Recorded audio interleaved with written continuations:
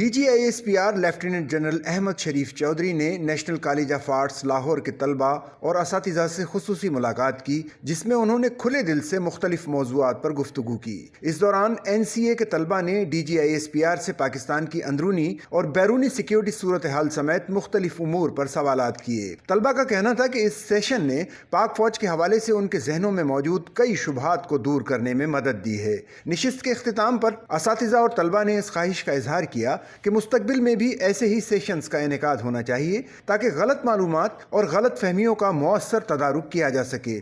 Professor Shahnaz ملھی نے اس موقع پر کہا کہ اس میں کوئی شک نہیں کہ زلزلہ ہو، کورونا ہو یا کوئی اور قدرتی آفت، پوری قوم سب سے پہلے پاک فوج کی طرف دیکھتی ہے۔ فوج نے کبھی قوم کو مایوس نہیں کیا۔ این سی اے کے اساتذہ اور طلباء نے اس خصوصی نشست کے انعقاد پر پاک فوج کا شکریہ ادا کیا۔ کچھ روز قبل D G I S P R lieutenant general Ahmed Sharif Chaudhry نے Lahore university of management sciences کا دورہ کیا۔ اس موقع پر اساتذہ، طلباء اور انتظامیہ کی جانب سے پرتپاک استقبال کیا گیا۔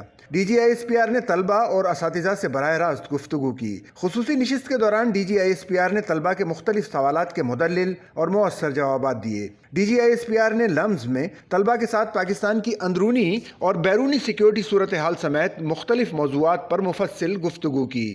D G I S P R کی نشست کے اختتام پر اساتذہ اور طلباء نے اس خواہش کا اظہار کیا تھا کہ مستقبل میں بھی ایسے سیشنز کا انعقاد ہونا چاہیے۔ لمز کے اساتذہ اور طلباء نے اس خصوصی نشست کے اہتمام پر پاک فوج کا شکریہ ادا کیا اور اس سیشن کو نوجوان نسل اور پاک فوج کے مابین براہ راست رابطوں کے طور پر انتہائی خوش آئند قرار دیا۔